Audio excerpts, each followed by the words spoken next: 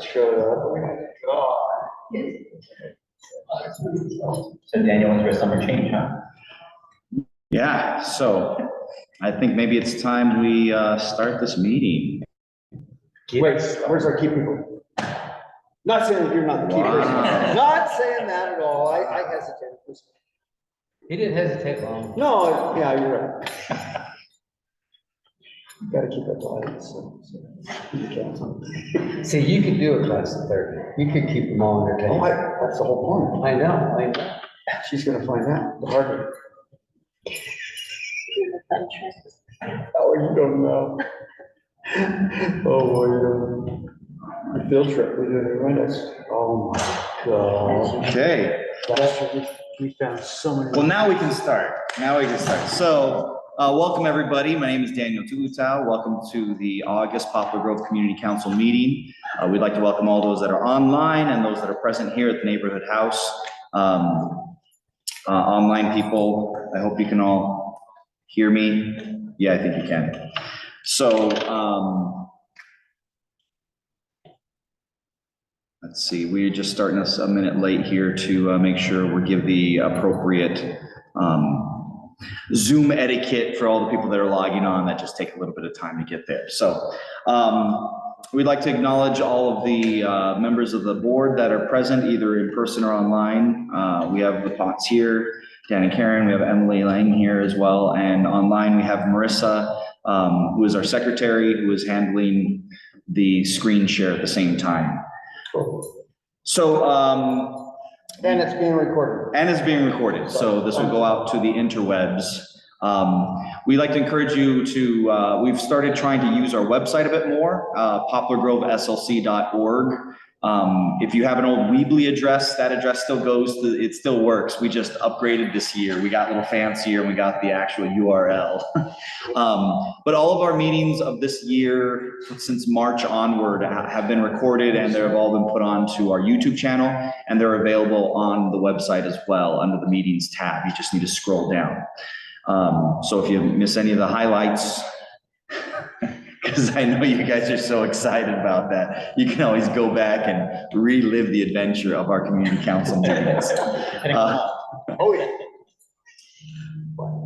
So again, big purpose of the meeting is to make sure that we're informed about what's going on. So as far as the agenda goes today, we always start off our meetings with a few public items and organizations. Not all of them are always present, but we always like to leave the door open for them. The first one on the list here is our fire department report. We have Jesse on the list here, but Jesse doesn't work in the fire department anymore. does he not? She does not know. You fired her? No, she works for public utilities. Oh, okay. The fire crew in here. All right, yeah, the floor is yours to give a little fire update. It's the first time we've had somebody in the fire department in a while.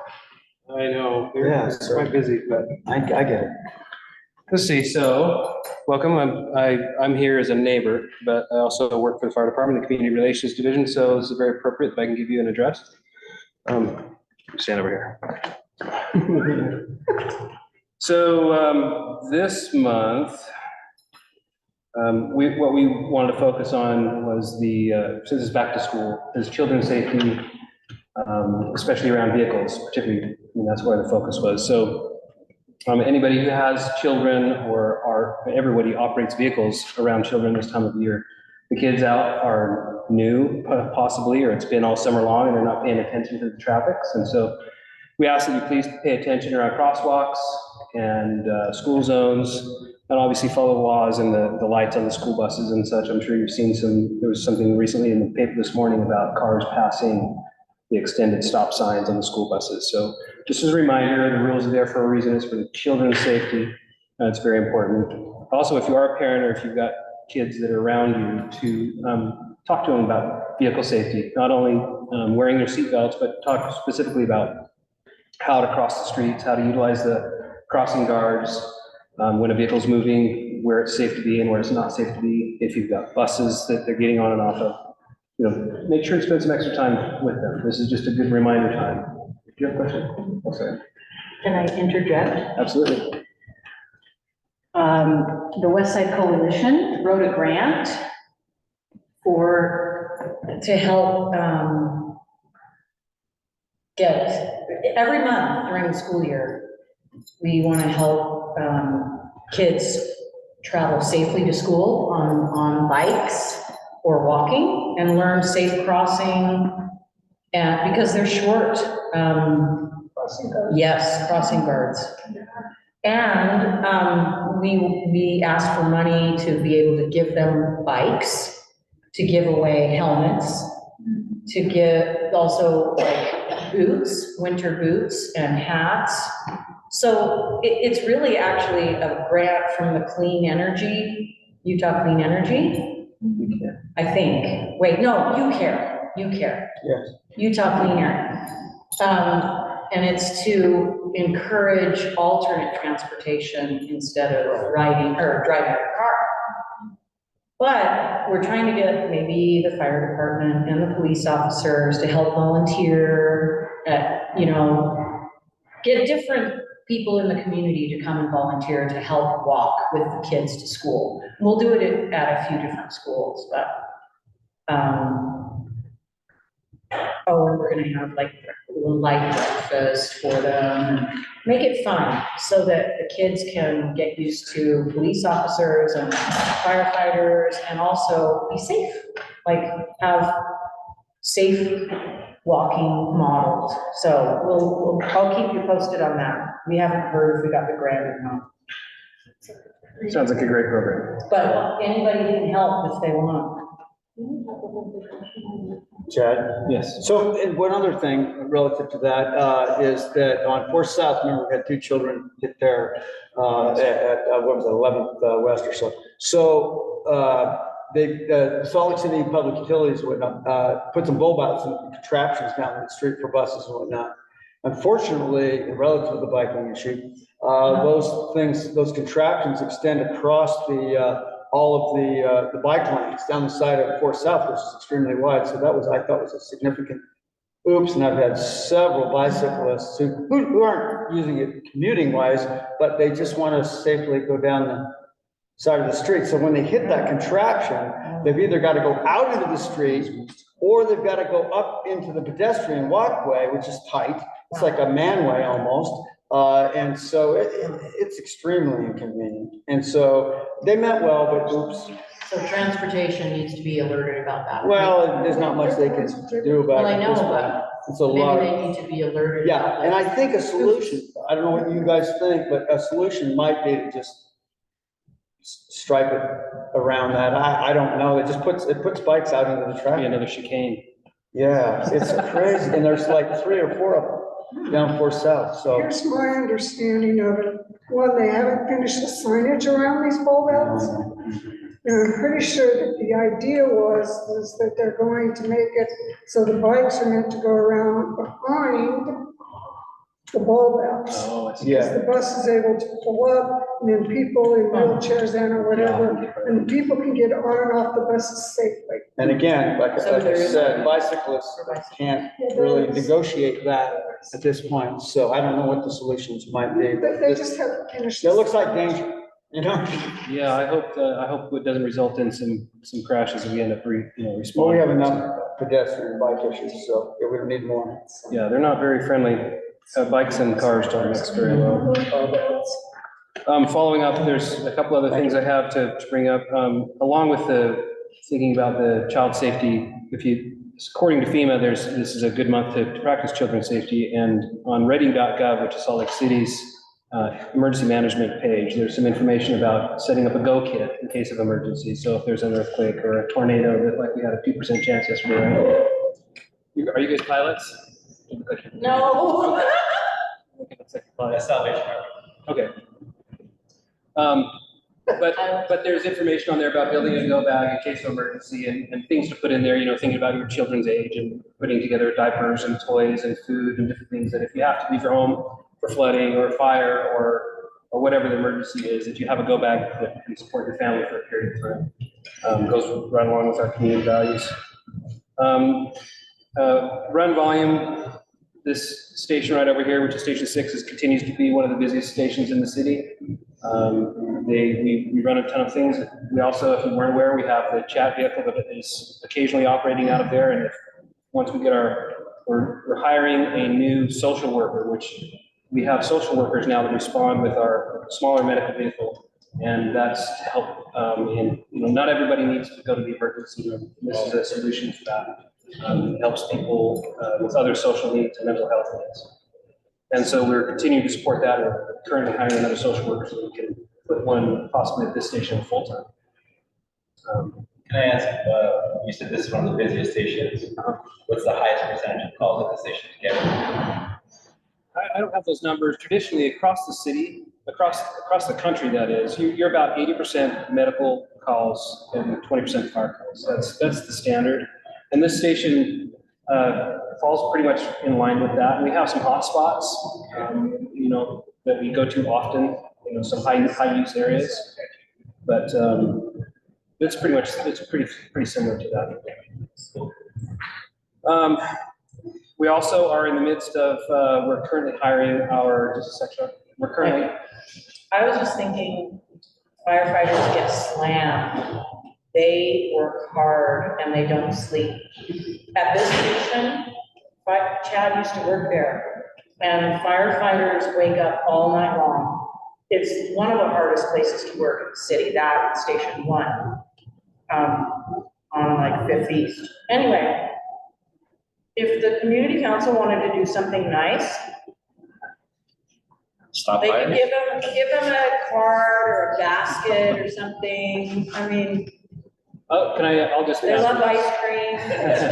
Coffee. The station, yeah, we drink a lot of coffee. The station is one of, there's a number of stations that I consider community stations, and Station 6 is one of them. Some, like Station 1 is different because it's in the downtown corridor where there's a lot of business, a lot of transient population, people come in from other areas in the city, they don't live there. But when you're working in Station 6 or Station 7, those particularly, they're really good neighborhood stations, and the crew feels like they're really a big part of the community. And I left that station, but the officer that took my spot, the other officers and the other crew members that work there, really, we try to reach out and be a part of the community. We like to talk to people. So if you see us in the store, say hi, introduce yourself, and that's as much as important. Sure, we all like ice cream or whatever, but just say hi and. Or handwritten note, doesn't Sure. have to be ice cream. So I offered to do, because they had that garden box out front for a long time, and I offered to help them put some veggies in there in the previous administration, right? But it fell flat on its face, so. We did. Maybe we could try again, We maybe? could try again. Next Last year, we actually had a kindergarten class come by and plant it for us. Yeah, and They I came saw by and that. 2 planted it. years, right? That was last Yeah, summer. but my intent was so that Yeah, and it the was, fighters, they're eating great food, and it sure be nice to have fresh tomatoes, right? well, and to go along with the community aspect, when they planted that, we had a ton of food, and everybody that would walk by, I'd invite them in to come and take some Sure. food. This was a community garden in my mind. It wasn't ours. But, last thing we're working on currently, we're in the midst of, we just changed our hiring program 4 months ago, and we're ongoing, we're always hiring. We used to be a 2-year list, a really long list. It was difficult to get on the fire department. It's still very competitive, but we're testing constantly. So it's a lot easier as far as the weight goes. If you're over 18, you have the ability to work in the country, and you have a driver's license. That's essentially the only requirements we teach you every day on. So if you've got friends, family, or children that meet that, and we would like to see them work as a fire department, we'd be happy to have them. And you can reach out to me specifically. I'm actually one of the I'm on the hiring crew, so. I Did can you give tell more them your new information. position? Yes, I did. I'm the community relations director, community Oh, relations okay. captain, and that's one of my responsibilities to hire. I just want to make sure they know I'm not asking people to give food to my husband. He's not working. And that's all I've got. If there's any other questions. That's good. Can I get your first name again? Chad, Chad. Jepperson. All right, thanks so much, Chad, and the fire department for the report.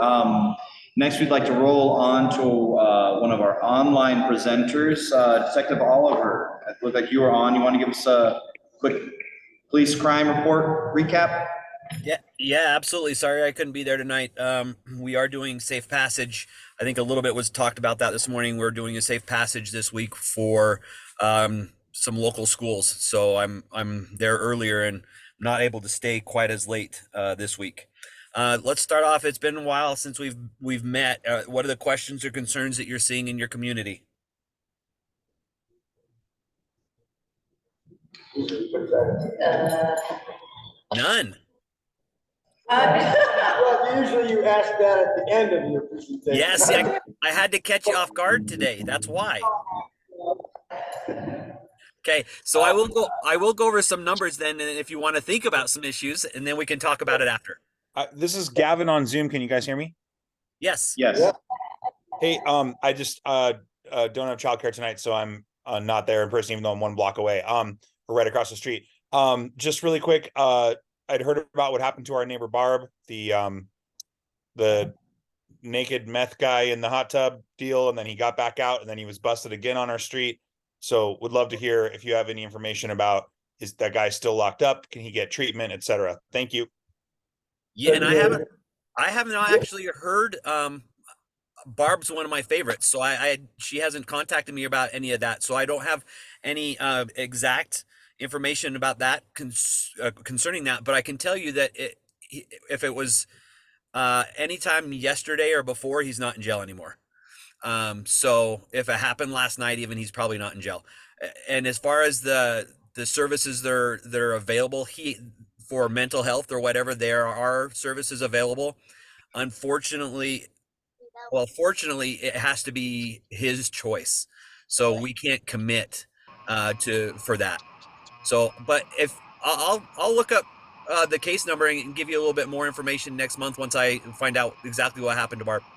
Well, I mean, it was covered on the news that the naked assailant, but then as soon as he was let back out, and then immediately he came and got arrested again on our same street. So we're just all a little concerned. Yeah, and it doesn't surprise me that they're out. And normally, what would happen in days gone by is they would have a treatment type of facility in the jail, and so they'd get some sort of treatment, and they wouldn't just kick them out. But right now, we're seeing them go to jail and be kicked out before basically reports are done.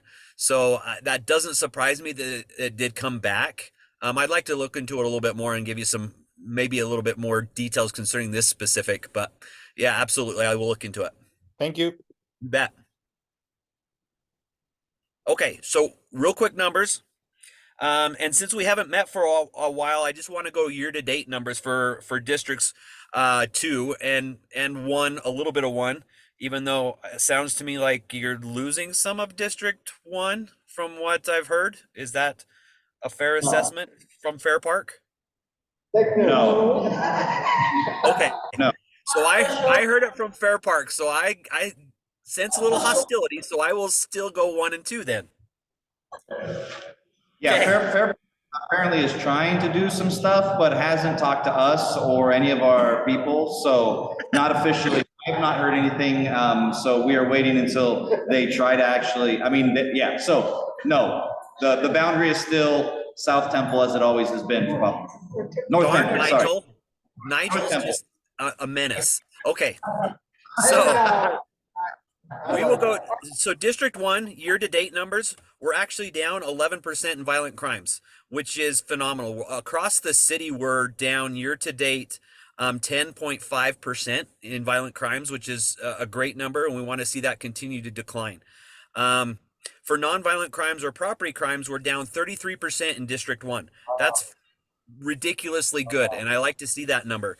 The bad part about that is we've got we're up 114% in drug arrests and up 11% in weapon confiscations from those drug arrests. So sorry, not 11%, 23%. So that's in District 1. So although the crimes are coming down, we are seeing more drug and more weapon violations that are occurring or being caught within those crimes. So answer that quick question since we're on the topic. So is that a result of the Salt Lake City Police Department upping their effort, or is that just a coincidence? Well, one, we're still down numbers. We're still down. We're not full staffed yet, and I don't think we will be for a while.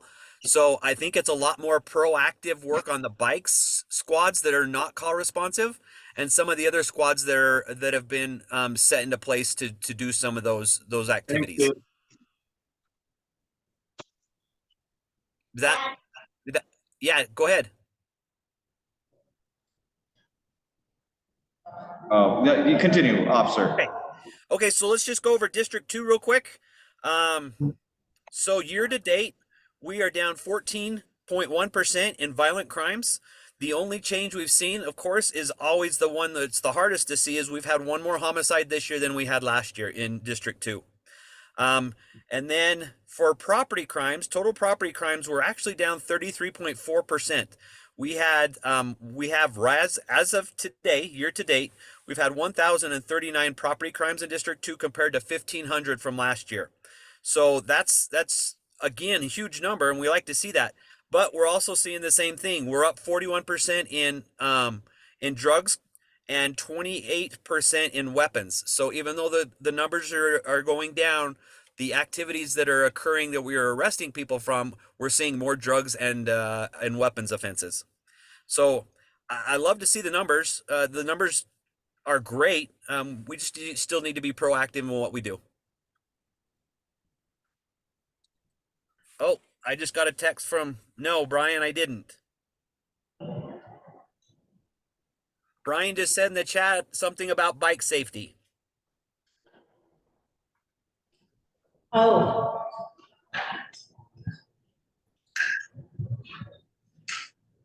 Well, that's what I brought up earlier, relative to. Brian is online. Brian, Yeah. did you want to unmute and ask a question?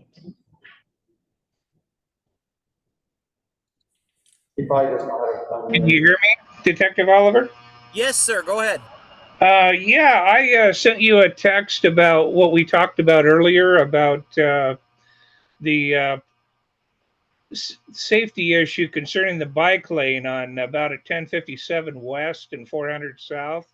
That the residents were parking in between there at night, and the bike would have to go out into the lane of traffic in order to get out there. So I had contacted Joe Taylor with Projects of Transportation and tried to get some resolve, and they said that they were working with a third party. It's been 2 months since they built that. One lady totaled her car on one.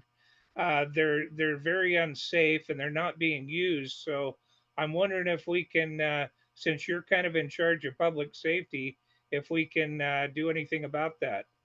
Well, I can definitely reach out. That's going to be either through streets or through engineering, but I'll definitely reach out. And also, one concern is that if people are parking in the bike lanes, we need to get compliance out there and start towing some vehicles.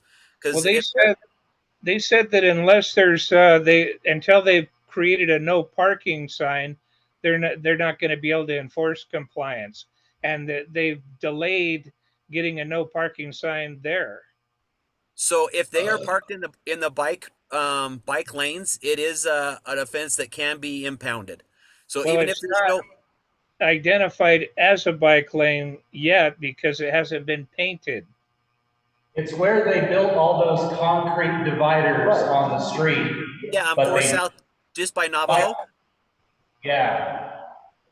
And So boy- the bike lane just rams into the concrete. And boy, the are they- cars parking where Yeah. the bikes would go. But I just want to compliment the city because boy, did that help. You know, now I can get, so I don't get hit by Salt Lake City police officers again, right? I knew that was coming. I knew that was coming. Okay, so, but now it's so much safer to get across that crosswalk.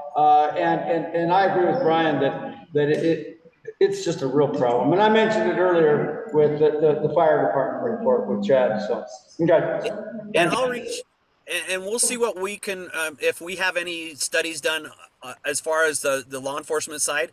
We don't have much say in the streets or the buildings of those, so that I'm aware of. But I'll reach out and find an answer for you, Brian.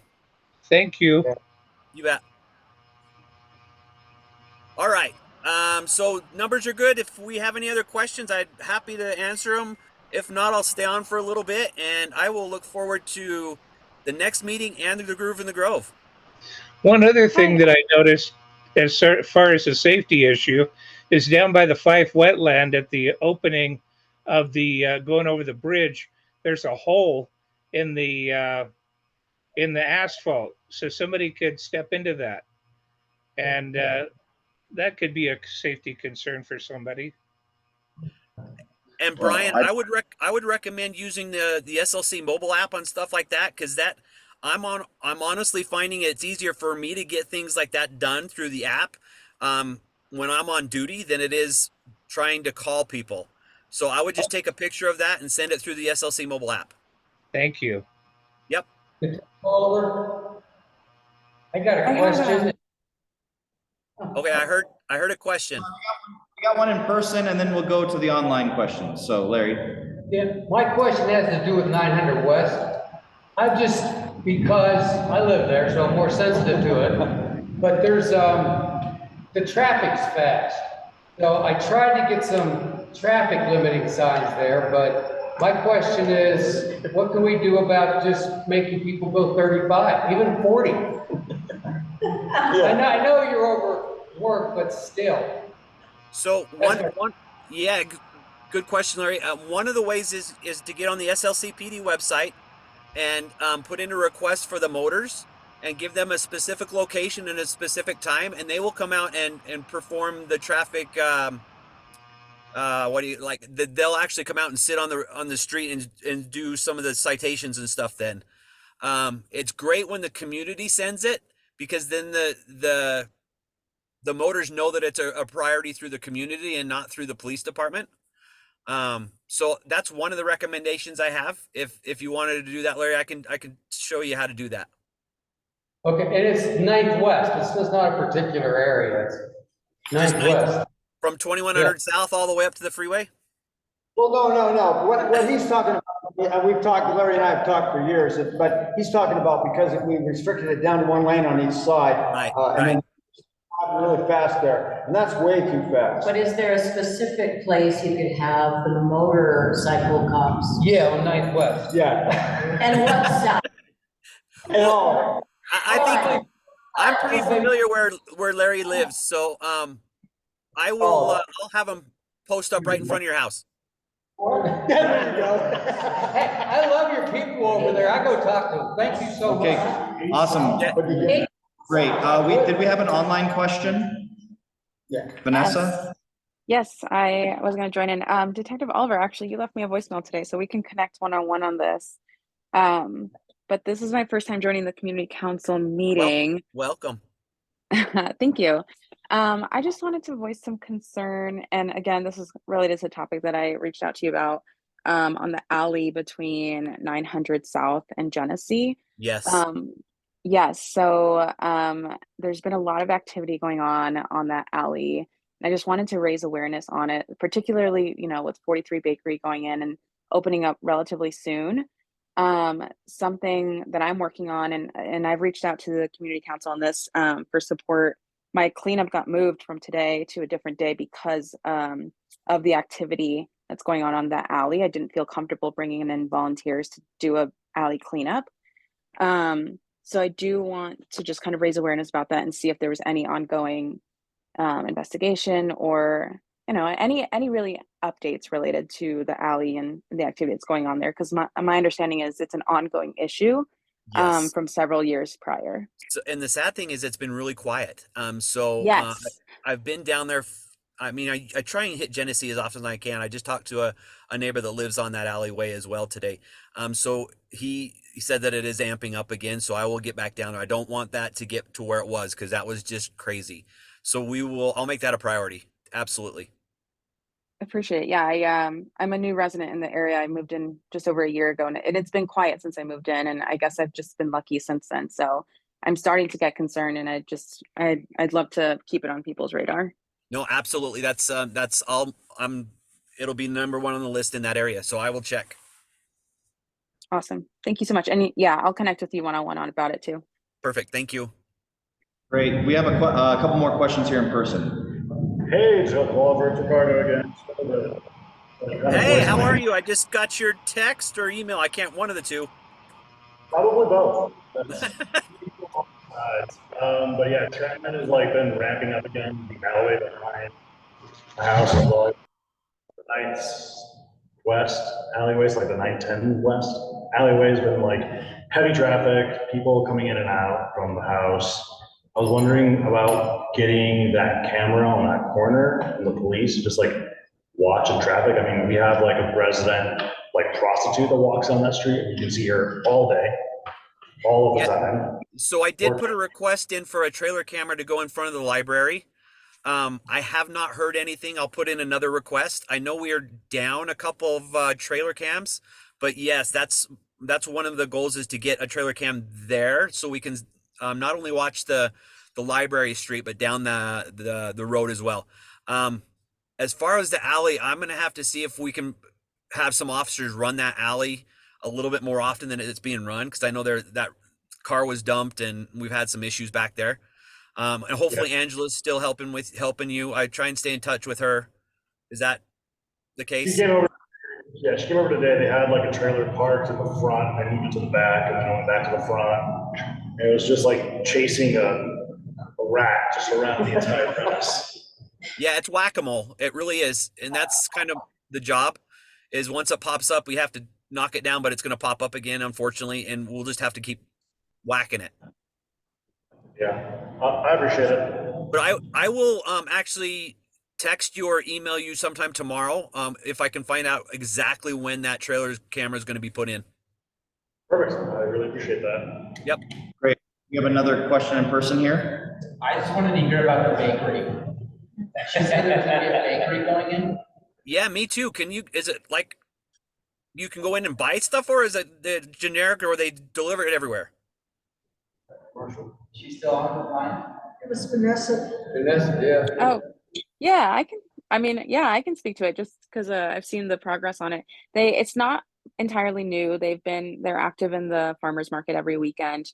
They just have established their location on Genesee now. So they took in one of the empty buildings that are between 900 South and Genesee. So I believe they're making it into a coffee shop as well. So it has community space to sit around, have coffee, but they also have pastries and cakes and whatnot. But they've been working out of the ComCom kitchen somewhere else in the city, and now they have an established location. So I think they're planning on opening over the next couple weeks. Great. The more people that show up there, the less trouble will be. What's the name of the establishment? 43 Bakery. 43 Bakery? Yes. Okay, great. Are there any other questions for Detective Oliver and the police stuff? Detective Oliver, I have a question related to the first question about times that individuals are incarcerated. Is that turnover? Is that due to staffing or what? It seems very rapid, and I was curious about that. So that's not on our end. As far as staffing, we'll take them to jail, and then it's up to the court systems after we book them into jail. So that's really up to the sheriff and to the judges. So we've seen some changes and we've seen some things that we don't necessarily like and that the police department is trying to work with the sheriff on. But that's where the turnaround is once they're booked into jail. Yeah, and that makes sense. I know the court systems have been backed up as well, and so I wasn't sure if it was a staffing issue maybe on their end too. It could be. I don't know the staffing on their end, but it's definitely not the staffing on our side. It's just once they get booked. Okay, thank you. Okay, great. We have another person. Do you know specifically which judges deal with these particular incidents around here? Who are the judges that are maybe being lenient, overly lenient? You know, I don't. I know the district attorney's office would probably know who the judges are that they work with. So that would be probably a better question for Sim Gill in the district attorney's office. Thank you. And Esther, did you raise your hand? Have a question? No, I raised my hand just to say hi. No, I'm just kidding. Hey, everyone. Couldn't be there. I thought it was to give me 5. Go ahead and take 5. No, I'm just kidding. Hey, Vanessa, I heard your concern, and I just wanted to take this opportunity to invite you to perhaps consider joining our board, the community council. and just kind of being a voice for, you know, the issues that you're seeing in your where you live, and just let you know that we're always looking for people to join the board and be a great voice for our community. That's it. So consider it and reach out to Daniel, and let him know if you're interested. Okay. Thanks, Esther. I think you and I have spoken in person before, actually, at a different meeting, but I'll reach out to you. Okay, sounds good. And if we did meet and I just don't remember, my apologies. But It was the a same while. token It was a goes. while. Okay. Well, welcome. All right, great. Are there any other I know we spent a little extra time with Detective Oliver than you know, hopefully we'll get through some of these other ones a little bit faster, but public safety is a big issue, so we want to make sure we take some time. Thank you, Detective, for your for answering those questions. We want to move on to our next area, Mayor's office.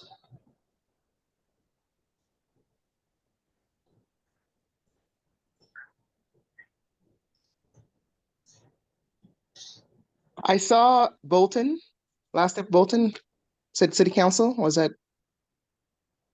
Yeah, I'm with the city council office, Okay. not the mayor's office. All right. I don't know if the mayor's liaison is here tonight.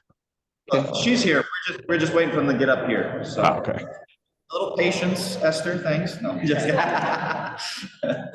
I can only see so much on the screen, but thank you. Buenas tardes. Good evening, everyone. Buenas tardes. My name is Alicia de León. I started working at the mayor's office on June 12th, so I have 2 months or so. I'm your new community liaison for this district, and I'm happy to be here. I see some familiar faces. Just wanted to clarify that I'm not an expert at city, anything city related. I'm trying to become a city nerd. That's what I'm working on. So I'm going to do my best to share important information that's pretty current. And also, if you have any questions, I know that something came up on transportation or you know, signage in terms of speed limits, and I have an answer for that.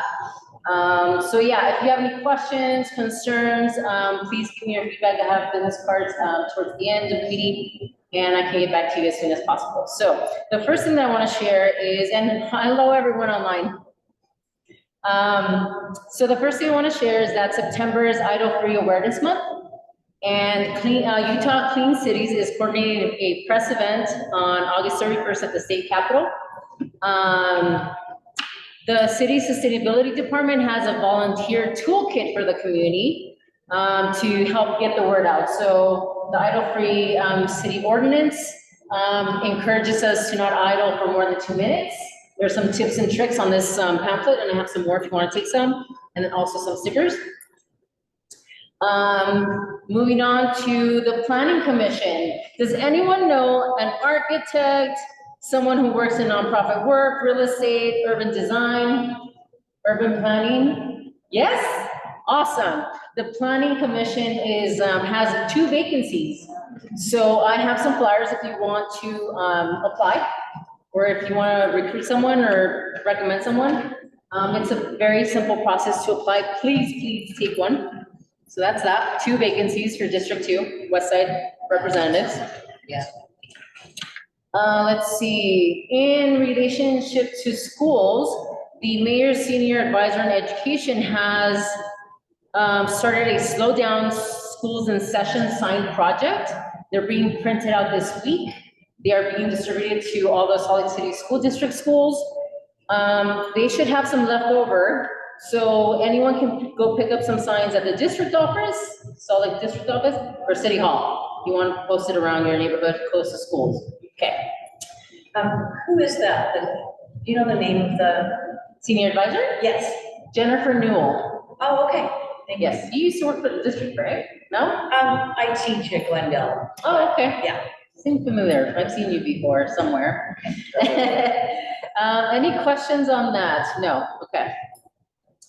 My community office hours this month for September will be at the Sorenson Unity Center. It's a Thursday, September 21st, from 4 to 6. If you have any questions, concerns, Yeah, you come visit me with Britta. Well, you won't be there at that time, huh? Okay. Is that your office all the time? No. No, okay, so you're just coming into the community to have office hours? Once a month. Once a month? Yes. On Tuesdays, I try to be, so we're required to be at the office 4 times during the week and then have office hours once a month. But I'm trying to be in the community as much as possible. So I'm dedicating Tuesdays to be out in the community and be available. But I don't post those to Tuesday community hours, but for sure officially September 21st, 4 to 6. Okay. You can also email me, call me, text me. We are hiring crossing guards. Anyone want a part-time? Any extra income? Okay, so they're paying $17 an hour. You get a free UTA pass for all crossing guards, looking for AM, PM, or both shifts. Okay, I have flyers if you want to sign up. Let's see. You have flyers, Yeah, I have them here. Where do I put flyers if I want to share with you all? Outside? Here in that table? Chance and HE. Yeah, well, up here would be fine afterwards. the People can chairs? grab some, or by the treats. Okay, I'll put them on the bottom. Okay. Let's see, I've been learning about capital improvement projects or the capital improvement plan. Has your community council applied for any of Yeah. those? You have. Oh, yeah. Several times. No, they're due in September this year, right? Yes, the application is open this September. So the day for office hours at the Sorenson Community Center, I'll be there if you need some help to apply. Explain what it is a little bit. Sure. So the capital improvement plan involves the design, construction, purchase, or rehabilitation of the city's infrastructure, including buildings, parks, streets, sidewalks, bridges, transportation features, traffic signals, or other physical structures. So CIP pays for big projects like parks, public buildings, street projects. So Poplar Road has a CIP project. It's the basketball court expansion. That's the most recent one. Poplar Road Park? Yeah. Yes, Poplar Road Park. So yeah, with our council, the other one that's, so these grants get approved and then the process starts. And it's usually several years before it actually comes to fruition. And so some of them that were a few years back are almost hopefully gonna be moving forward is the roundabout on 1000 North and, sorry, not 1000 West. 10th and West. 10th West, which is 1000 West, and 700 South. That was a CIP grant, so it was someone in the community who made this proposal. So these grants are coming from individuals, and then there's platforms to help you get there. And so they can come through the council, we're happy to help, or the mayor's office has some of those resources to help with making that actually happen. Other grants include the refinishing of the tennis courts. That was CIP, right? Was that not? Okay, and then the one that we just got approved for that Esther actually spearheaded was expanding the basketball court at Poplar Grove Park. Right now, it's a small little half court thing on the corner, and it's going to become a full court with stuff on there. So that just got approved this year. So again, it'll probably be, 2 years down. 2, 3, 4 years down the road before we actually see it happen, but it's how the ball gets rolling on this. And so the next round of applications are due soon on September 1st. So you don't have to have a fully flushed out plan. If you just have the idea, we can help you flush it out and fill it out, but the ideas need to come from us. Usually there'll be, maybe 30, 40 of these proposed every year, and then they'll pick, 12 to 20, somewhere in there possibly, depending on the funding amounts and everything. And they're for this, they're a citywide grant. So if you have any ideas, anyone that's here in person or online, this is the time to sort of try to move forward with that. I got a question about that. I did submit one once, but all I wanted was traffic limiting signs. And I hear they're not that much money. Yeah. And so it didn't qualify. So then I ganged up some other stuff on it and the price went through the roof. So my question has to do, just for a little, my original question with Detective Oliver had to do with slowing people down on 9th West. I thought that's a cheap way to do it. So is there any suggestions from the city? I mean, why they don't need a lot of money? I think they're like $5,000 a piece or something. So that's my question. Okay, that's a good one. And I don't have the answer to it right now, but On the 21st. district. No, I can give you my business card so we can be in contact. But I know somewhere in the avenues, they requested something similar and there was a process to it and they did, I believe they changed the signs from down to 20, 25 speed limit instead of, I don't know if it was 30, 35. This is only just to Yeah. see how fast people are going, because I'm saying they're not going 35. So you want it on 900 West between 8th and 21st South? Yeah, I live on 5th South, but I'm just saying Okay. anywhere there, just slow down, especially when there's an old guy out there taking out his garbage. I'll look into that. I'm interested and I'll try to have an answer by next week. Thank you. And I'll give one of your cards? Yeah, Oh, for sure. thank you. Let's see, what else? How much time do you have? Whenever you're done. Okay. CIP? Yes. Oh, sorry. So the outstanding proposed grant proposal for not only Poplar Grove, but also Glendale is the 5 Wetland Preserve. And we put in repeated CIP applications, multiple years, by the way. And you know, and that qualifies, and we did have a secure plan to make that qualify as a true preserve, you know what I mean? Okay. Because right now it doesn't, and so, but we've been trying now for like 11, 13 years, somewhere in that range. Serious? And that's a long time to get something to be qualified as a nature preserve, you know what I mean? Oh, okay. So we got denied yet again. What did I say on the mic to the planning committee? I said, well, I'm not sure we can compete with pickleball. It was I funny. know, right? Yeah. So- No, it was true. Pickleball is good. Thank you for sharing that information because there's Well, someone. okay, so here's my request. You know, for the last, 3 months now? I've made a special request to the representative that you replaced to set up a meeting between the mayor, it's not a big deal, set up a meeting between the mayor and the 2 community council chairs, Daniel and obviously, yeah. No. The Glendale Community Council. Turner. Oh, yes. And so anyway, we just need to set up a meeting at her convenience. She knows that you know, that I'm basically our West Side's nature person, you know? And so I represent a 100-plus-year-old organization that has focused on nature on the Jordan River. Okay. 100 years is a long time. He's not that, doesn't look that old. Yeah, I know.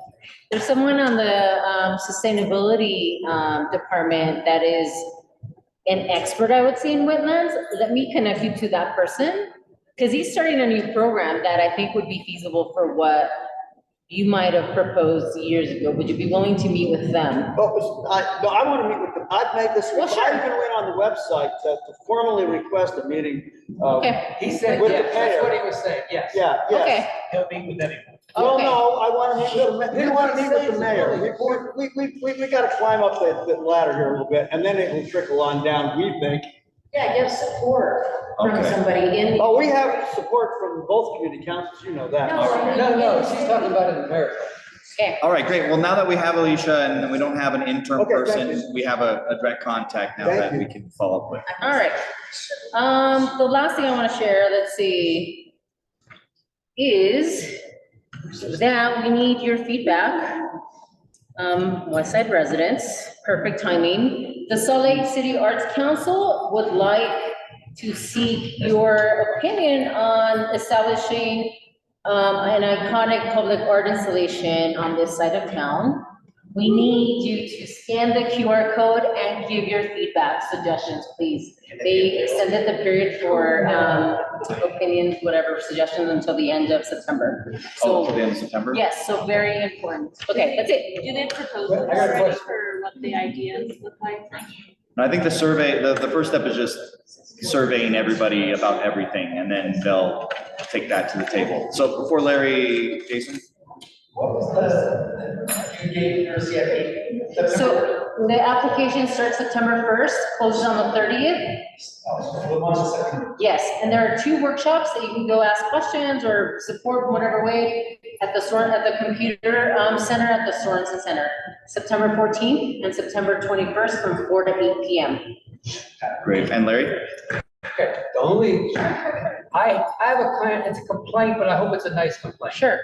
I don't like when you see something going on. Yep. You call someone. Yep. And they never return your phone call. Yeah, that was Whoops. my problem. Yeah, it's the guy who runs the compliance thing. I think it's, yeah, it's kind of like I call him 2 or 3 times. And I don't, if I offended him, I'm sorry, but.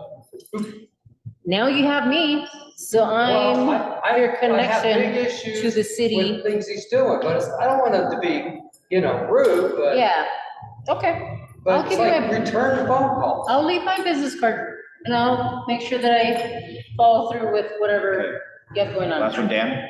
Yes.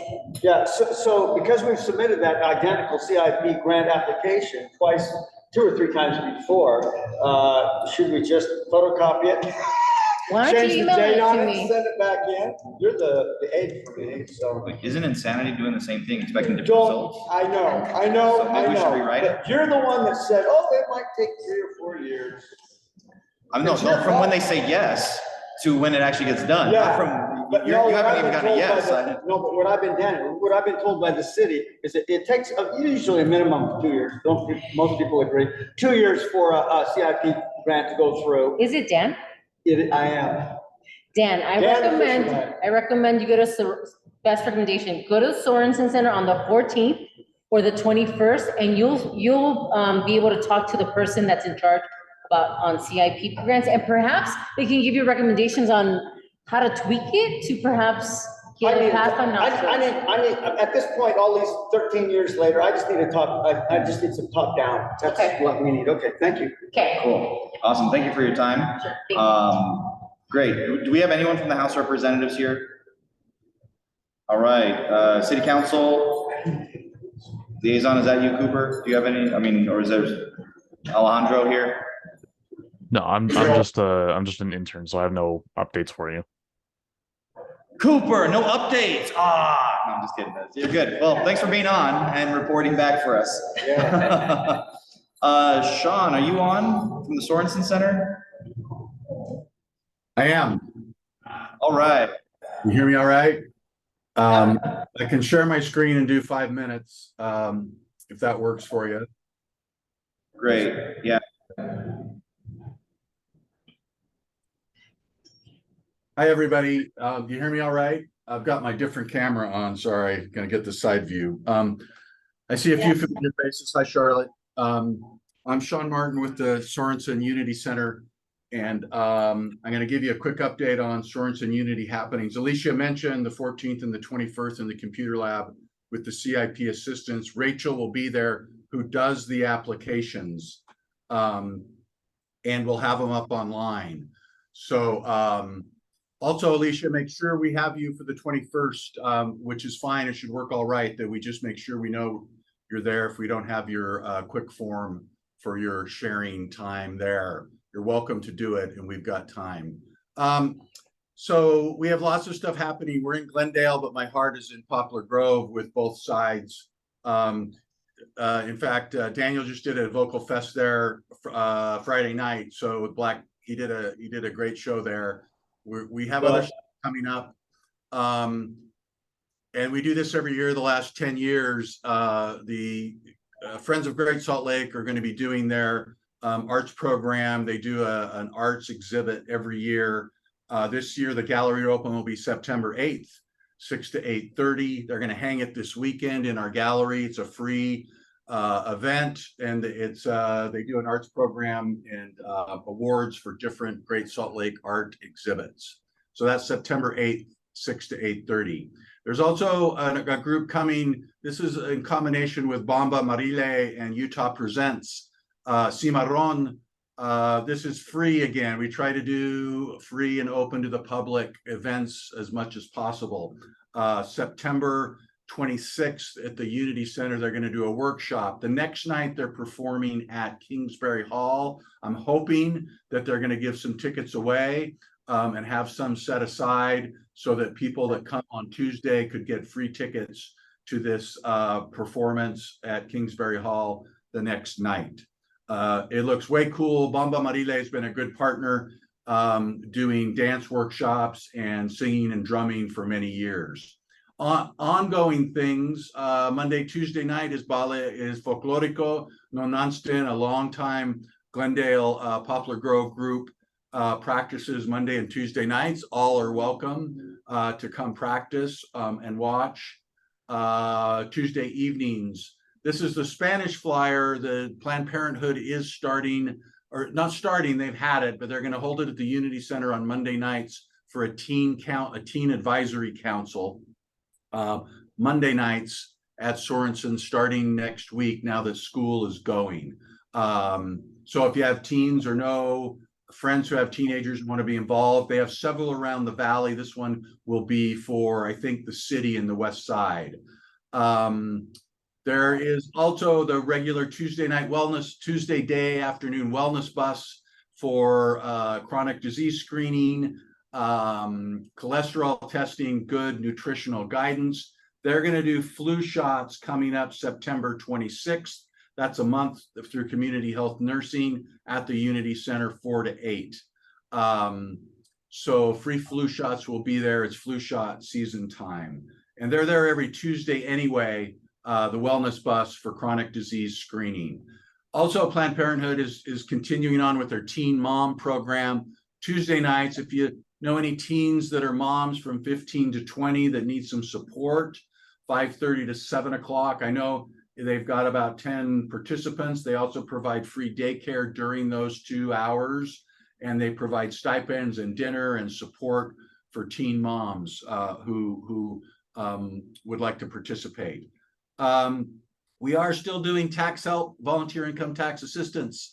They're there Tuesdays from 1 o'clock to 3:30, even though we're out of the core tax season. They're there to answer questions or do letters. Appointments are required, but they still will, if it's not busy, they'll come in and talk to you and you can answer questions with Sue or the 2 or 3 certified volunteers that are there in the computer center Thursdays 1 to 3:30. They'll go all the way through except December, January, and then it's back onto the full tax preparation season where they're there 4 or 5 days a week. Citizenship classes are still happening Thursdays.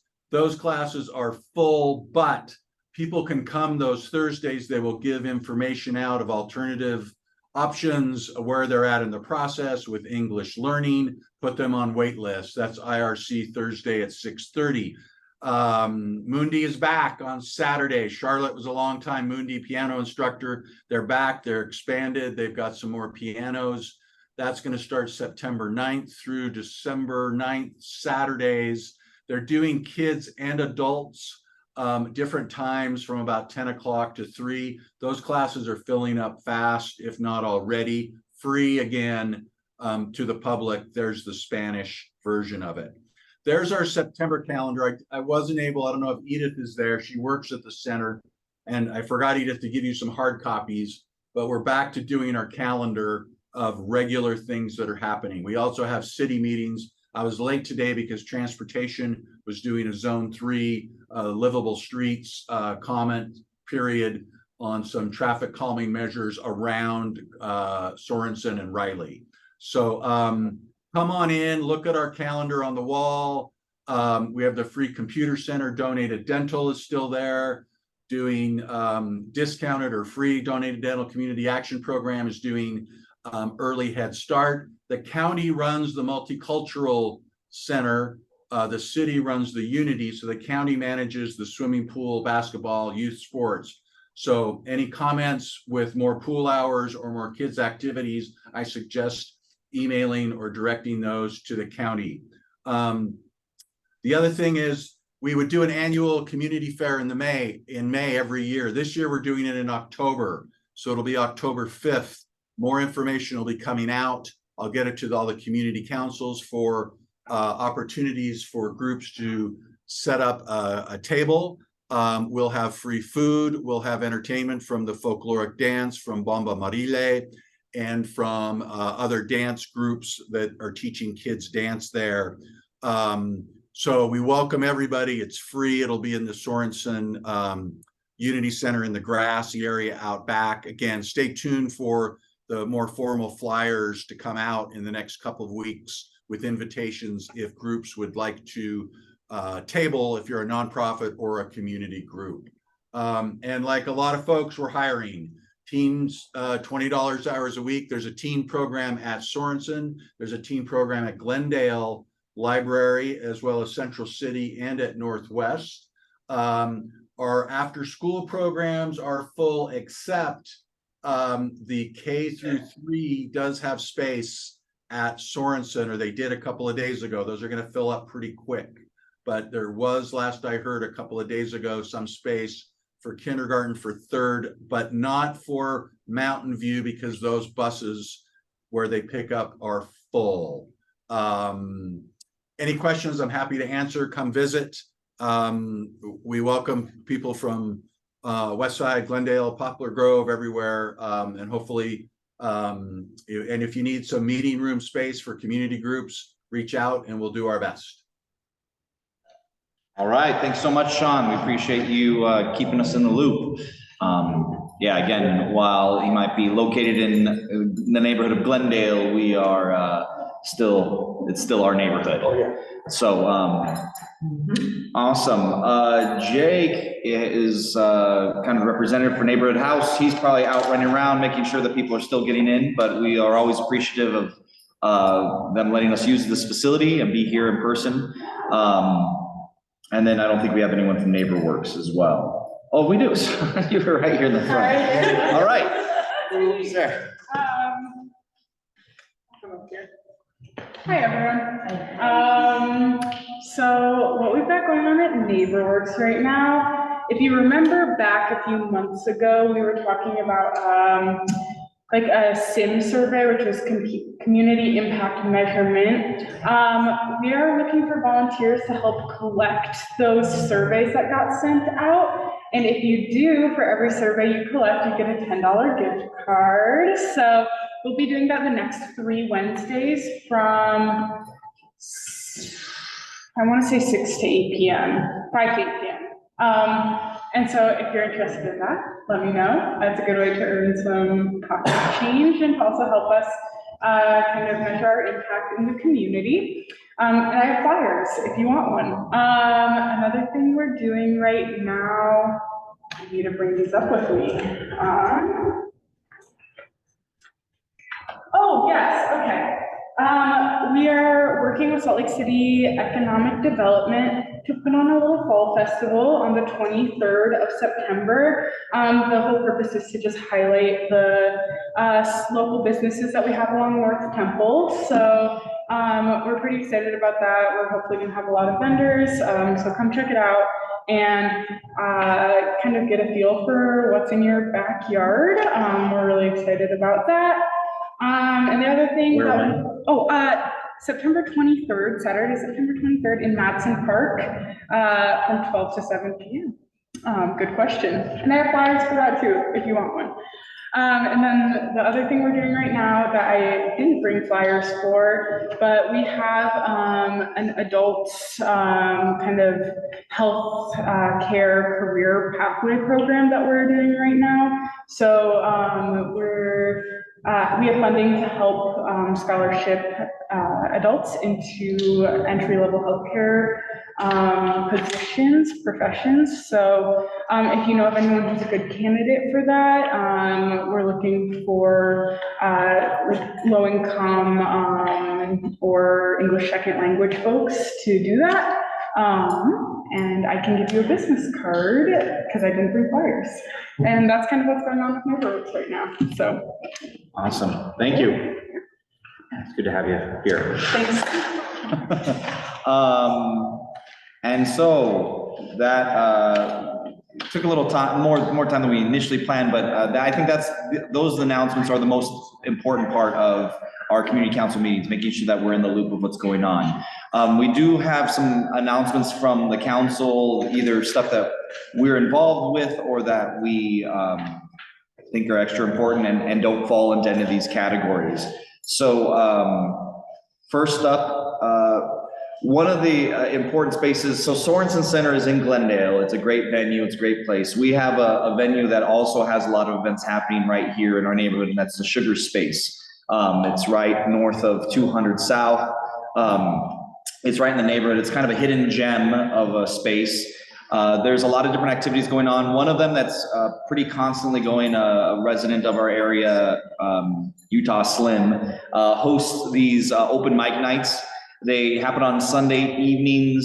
It's the first and third Sunday from 5 to 8 p.m. It's a free space. Brittany, the owner of Sugar Space, kind of has this as one of her give back ways, giving back to the community. So she just opens the venue, doesn't charge in order to have that space there. They have a little cafe with, you know, some food and drinks and stuff that you can purchase as well.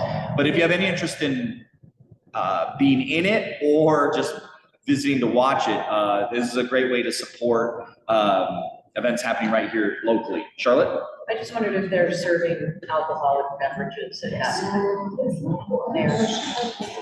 Well, I know they have a liquor license, but I'm not sure. Like a beer or something. Yeah, that's a good question. Well, you've stopped by on a Sunday night on the 1st or the 3rd, and you can find out yourself if they serve alcoholic beverages at that time. But I do know they also have an upcoming event. We'll probably mention that next month as well in October. They're partnering with Westside Dance to put on a little festival as well there. So anytime we can support things going on right here in our own neighborhoods, we want to try to do that as much as possible to encourage more of that happening. Speaking of other events happening in our neighborhood, the Fisher Mansion is also having a festival. We have a representative. Do you want to speak on it, or just do you want to say? They will have beer. I just know the date and the time because it's on the flyer.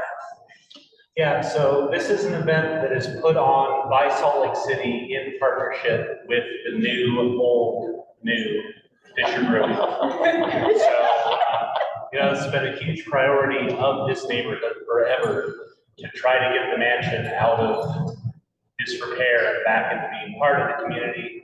It is still closed due to damage that it suffered during the earthquake, but the grounds have been completely repaired since last year's debacle, where we had to use the AstroTurf. So we've got real grass this year. So that's a selling point. But basically what it is Fisher Brewing brings their mobile tap setup, and then there will be different food trucks, both Saturday and Sunday, and then a handful of local vendors, and then music. I know for sure that Mars Highway is playing, as well as the Pickpockets. And I think they have at least one other big headliner that they haven't announced yet. So I think you'll start seeing a bunch more advertising around about this soon. But that's the date, that's the time. I think it's going to be really fun. I'll also say that it usually gets a really good crowd of like Fisher Brewing people, but we don't always get as many people from the neighborhood. And that's a specific goal of mine, is to try to make it more neighborhood centric. So if anyone has ideas on like how to reach the community, I got all ears. Well, Pilsner started out, Fisher started out with probably the best Pilsner beer. Well, it was famous, you know, and so one time they didn't provide it. So that's a classic thing that might draw some people there. So put a special request. If what? If to bring the Pilsner. Yeah, bring the Pilsner, because that is the classic. It's, anybody who's familiar with German beers knows it. I don't even drink beer. Maybe locals, if they can show their at proof of address, they can get like a free beer. You'll have to take that from the state. Yeah. Good luck. If you can work something out. Oh, yeah, we could do that. Great. So yeah, that event is September 9th and 10th, the Saturday and Sunday. So if you have any other ideas about how to connect with the community, feel free to reach out to Michael back there. And we also have, again, it's just outside our neighborhood, but the fairgrounds is also basically in our neighborhood while it's technically in the Fair Park Community Council boundaries. But we'd like to also do our best to support the international market.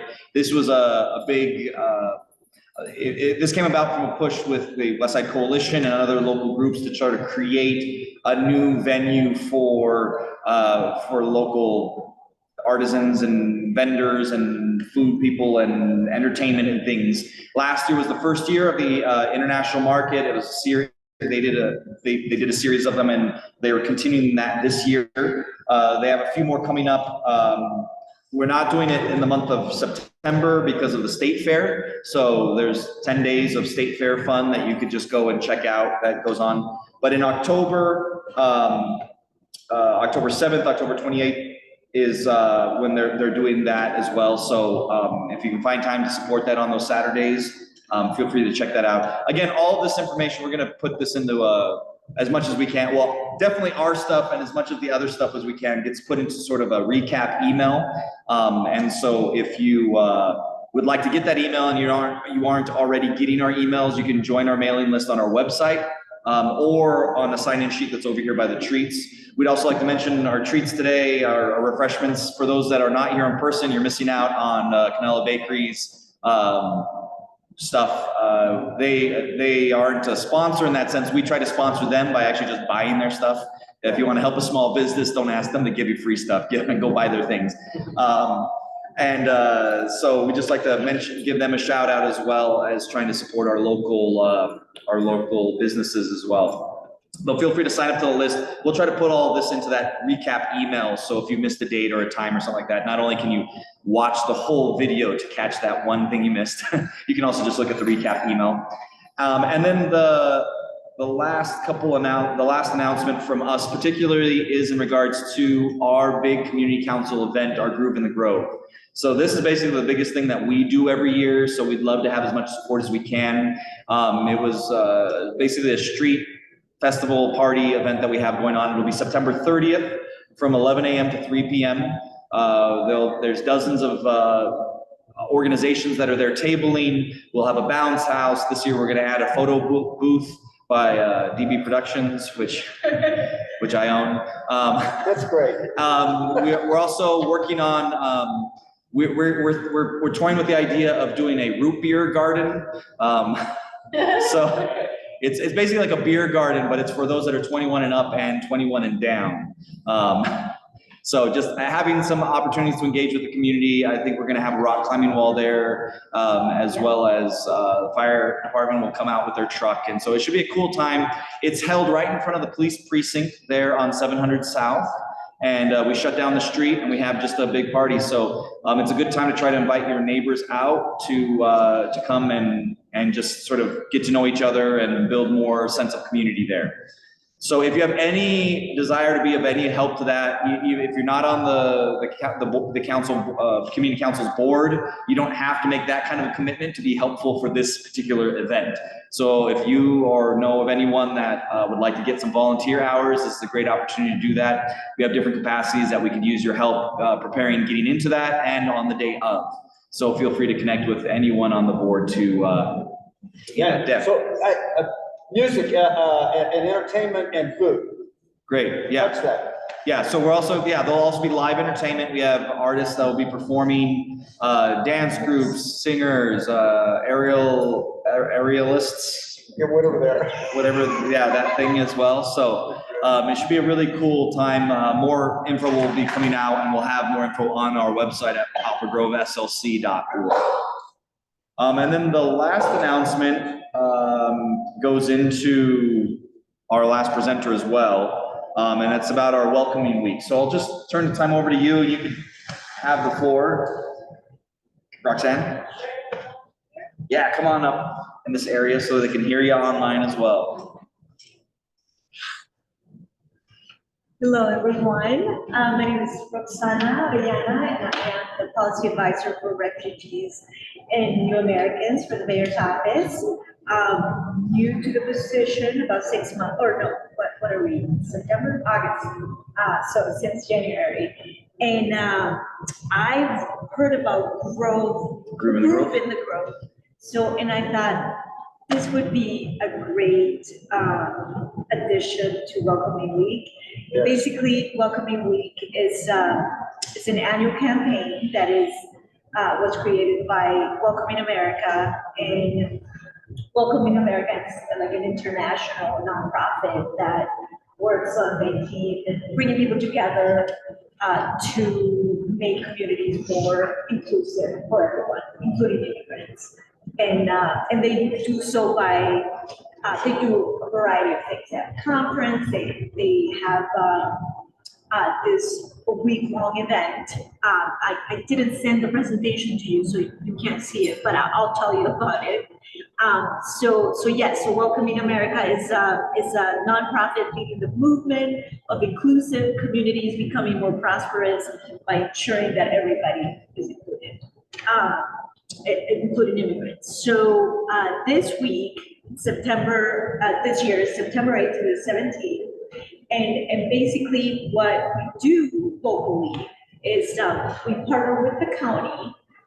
The county has an Office of New Americans, and we contact everyone we work with throughout the year. So IRC, community councils, just anyone that you can think of that we partner with, Neighborworks, everyone. And then we just ask, are you having an event during this week that would fall under that category, where it's a celebration or something that is inclusive, that celebrates, that includes everyone, that highlights your community.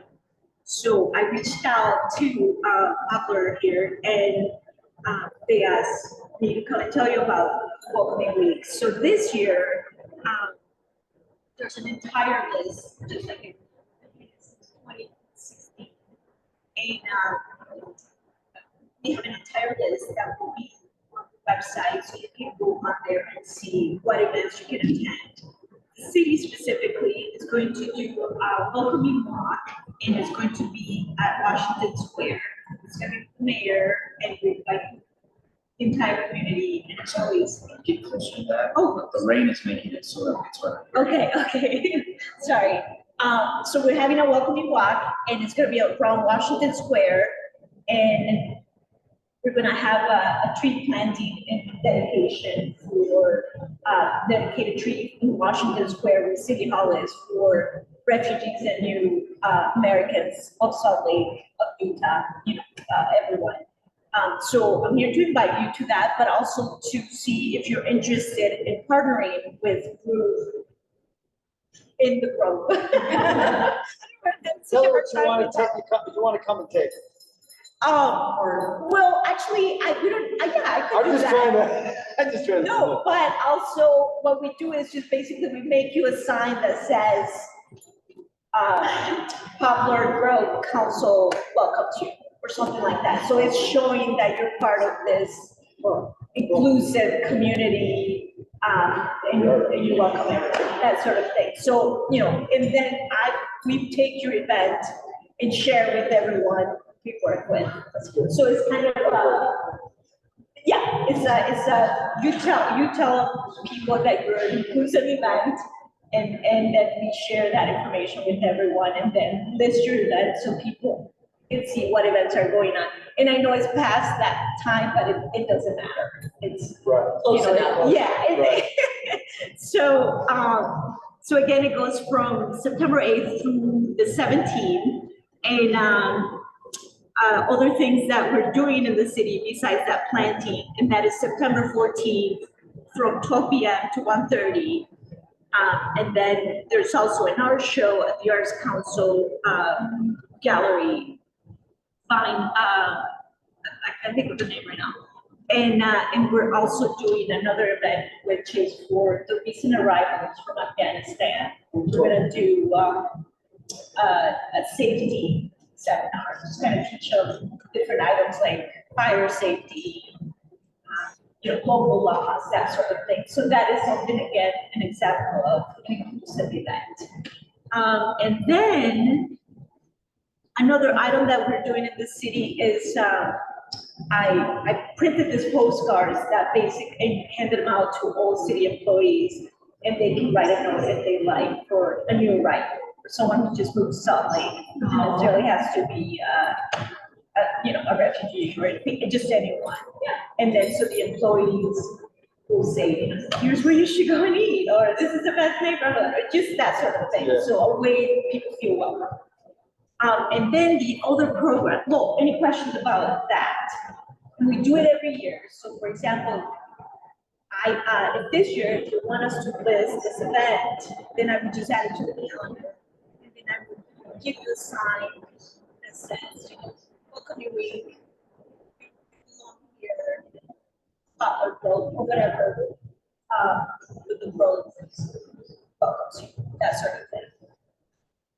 Does anybody have any questions about that? Pretty straightforward. And then the other item I want to tell you really quick, I know it's only 8 minutes, I'm talking really fast, is the Know Your Neighbor program. I don't know if you guys know about this. This is a partnership between the city and the state's Refugee Services Office, and it's a volunteer program, and basically we take local volunteers, just anyone, who wants to help a refugee. And so we match them. It's not, so, you guys meet and you see if you have the skill that they need. And it can be anything. For example, she just mentioned that healthcare opportunity. We had a young Afghan refugee gal who's 20, and she wants to become a nurse. And she can, she's having trouble passing the test or studying for the test. So we found her a nurse who's like, I'll volunteer and help her study or, remember how to, formulas and that sort of thing. So that's a really great program, and the opportunities, you can teach English, you can mentor, and you can, if there's, just about anything, like teach someone how to drive. And then we do background checks too for the safety of, everyone. Yeah. And so it's a really great program. We have about 800 volunteers listed, and Utah has right now up in 60,000 plus refugees who live here. Now it's probably going on the 65,000. So there's quite a few. So I was going to leave some of these so you can learn a little bit about it. Or if you know somebody who's interested in helping someone or getting to know, learn about our new culture, it's a great opportunity. And also my card, in case you have any questions about refugees and new Americans from the mayor's office perspective. Great, thank you so much. Okay, thank you so much. All right, great, and I'm kind of been following online as well. I had to try to mess up those online. Thank you for putting up. When the rain starts hard, it messes up with some of the audio quality online because it doesn't know what to cancel out. So, good to see you in person. You were just online, right? Yep. I was online, but I came between the rainstorm. Oh, okay. Well, great. So we didn't have a lot of presentations today, but we do have the public comment period. This is a period if you have some issues. Now, hopefully you're understanding, if you've been in the meeting so far, of kind of the role of the community council and the leadership is sort of a connector and trying to make sure you know who to talk to. I just mention that sometimes because sometimes people complain to me like I can do something about the thing they're complaining about when I can do very little. But we want to make sure that you're being able to be connected to the right resources within the city in order to get those problems resolved, and hopefully there's someone in the room that can know what you have going on. But I guess the floor is open to anyone that, I guess let's start online and then we'll move into in person here. If there's any public comment or discussion, things that you wanted to bring up to the community council. Anyone online?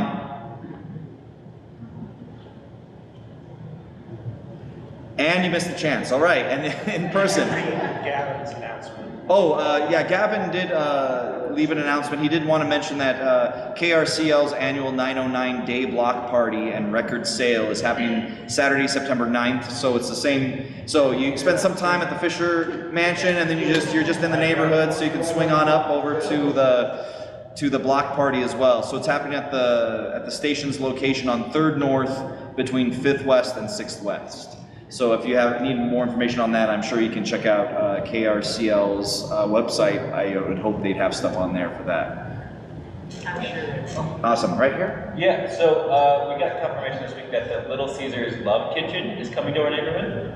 So basically, Little Caesars comes up with a massive diesel truck and gives out free pizza for a couple hours, yeah. And so next Friday, we parked on 9th West, the Love Kitchen, giving out pizza from 12 to 3. Yeah, in front of the Salvation. In front of the Salvation Army, yeah. All right. So next Friday, what time? 12 to 2. 12 to 2. So next Friday, if you see a truck in front of the Salvation Army, stop and get some free pizza. All right, I'm putting that on my calendar. All right, Jason. There it is. Please, yeah, come on up. So there's two things that kind of connected. Not that I'm a pro or against, but the MLB is looking at putting a stadium here. There's folks in town who want to build a stadium, which is great. I think personally it would be awesome to have in our neighborhood, because it would be, they're calling it the Power District, but it's in Poplar Grove. So one of the things that I don't see any discussion about is the towers, the 3 chimneys or smokestacks over there. No one's discussing those maybe coming down, and I'm not sure why. I don't know if it's, I believe because it's part of the power system from long ago that probably has mercury in it. Nobody wants to remove it because of mercury. I would guess. That doesn't mean that that's the case. I'm just, those two things are kind of connected in history. However, I think it would be really nice to see those gone if they're going to do that. It's really bizarre to leave those chimneys sitting there. And that kind of goes along with, that's in our neighborhood, which is great. And what our neighborhood is North Temple, the 9-line trail, which is just behind 9th South, just a little south of 9th South. And I think it's really important to know that because when we were talking earlier tonight, we were talking about districts. District 1 is generally north of North Temple, and District 2 is south of there. However, there's a couple little fingers that cross North Temple, and that's some recent district changes. But those districts are for voting. So your city council person, that's what that boundary is for. That's District 1, District 2 is Poplar Grove. And so I wanted to delineate between a district and a neighborhood. They're not the same. So Poplar Grove and Glendale are 2 neighborhoods in District 2. So I wanted so there has been some discussion about Poplar Grove giving up a stretch of the neighborhood between North Temple and the freeway and I-80, right? Yeah, I mean, that's been said. That's not exactly discussion when one side doesn't ask the other side. Yeah. There's some folks that would like that to happen, but sure, there's no reason for that to happen. Our neighborhood's very old. We've been here for 100 years, and long before there were freeways to create borders, there was the neighborhood. Maybe it could overlap though, those boundaries. You got 2 community councils. Anyway, that's the point. I just wanted to make sure that, the MLB is coming here. There's no discussion about these chimneys. I'm sure they're not the cleanest things, but it would be nice to see them go, and I would imagine they're not going to count. Have you heard that they say it's iconic, and so they want? No, I think those are excuses. Oh, okay. But if you think about it, people can see it from really far distances, and maybe they like that feature, but I mean, you're probably right. Yeah, I think the mountains are a greater view than the chimneys between. I think they left the Murray smokestacks as long as they did, because of contamination. And they became iconic because they were leftover so bits. long. So I think that the chicken and egg relationship is complicated. So I find it suspect that no one's talking about these 3 chimneys. They're just like, oh, we'll leave them there. I know, it's not. No. who would want? Doesn't look good. Yeah, right. So I think that's the reason, and I would like to kind of air that opinion about it's probably a contamination situation. If you don't touch it, it's gonna be okay, rather than spend super fun site money to clean it up. So anyway, it's just something I want to bring up. But what's the location? Oh, the MLB location, what they're talking is where Rocky Mountain Power is located. So behind Fisher Mountain, that whole area, I think it starts at 9th West or 10th West and heads over to Redwood. And it's a big, that whole big area is really big development. Would be great. It would be nice. Sure. But the only thing that I'm concerned with is free chickens. Okay, thank you. So, yeah, Debbie online threw in, apparently there is an article in the Trib about that, the debate over the smokestack. Oh, So nice. there is some discussion going on about that. That was April. This year. Yes. So I think it's MLB Utah or Major League Utah, something, I don't know exactly what it is, but they have a survey through September, the 1st of September, I think, between now and the 1st of September, asking people, which it's in our neighborhood, so we should all look at that survey, that says, hey, what do you think about this? You have some ideas. So maybe look up that survey. So we'll try to put that survey in the link as well in the recap. So that's come out as well. And it's called MLB. So yeah, we'll put that in there. It's come through my channels as well. So awesome. MLB in Utah survey. All right. Thanks, Jason. All right, Karen. So there are a couple of surveys that are going on that people should know about. UTA is doing a long-range transit plan called Utah Moves 2050, and they're looking for input from the public. And so if you care at all about public transit, this might be a good way for you to weigh in. You can just Google Utah Moves 2020, 2050, and the survey will come up. And then Salt Lake City, I think this was in regards to parks. They're doing what they call the ADA self-evaluation and transition plan. Basically, it is, they're trying to figure out how they can make public spaces more accessible to people in wheelchairs and such. So if you know people who use wheelchairs, and could in the future, you might want to take a look at that and answer that survey as well. Great.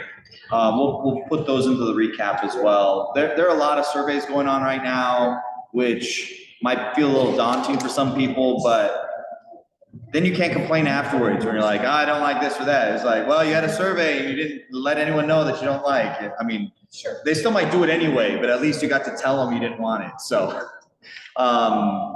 great. One other announcement that didn't make it onto the list that we just want to mention, just generally, election season is happening right now.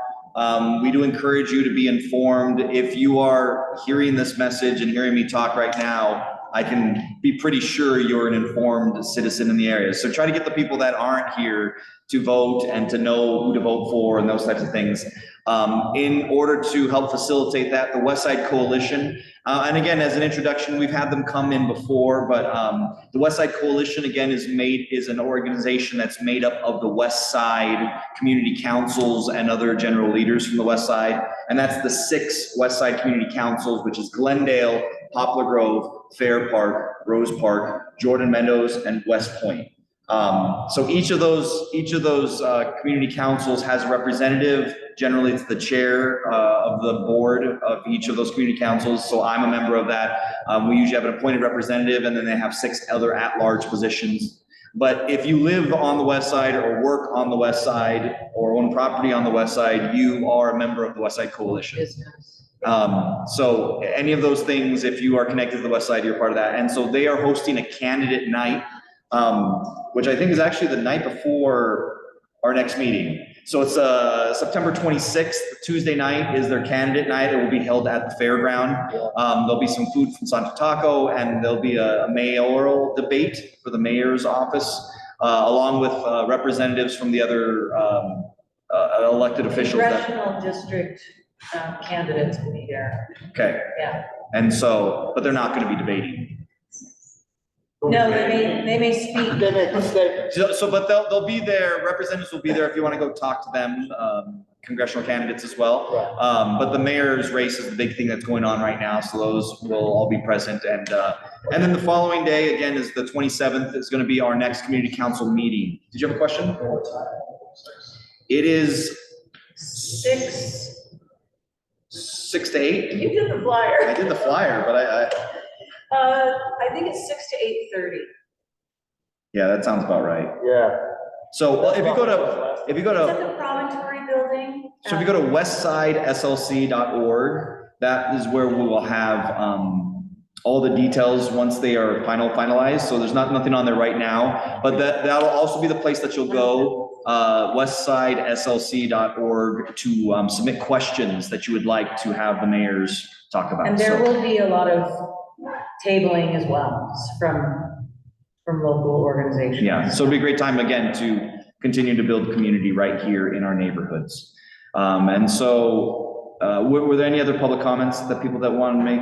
Just want to make sure we didn't leave anyone out. Great. Well, I'm one to wrap up meetings early rather than go long, so I'm a big fan of that. So a reminder that we will again have our next community council meeting next month. As always, we hold it on the fourth Wednesday of the month. It'll be here at Neighborhood House as well as online virtually. For those that tuned in online, we're glad that you were able to join us as well. And for that, we sign off and feel free to mingle, have some snacks, and those online, regret that you don't get to have these great treats, and come next time. Thank you, everybody.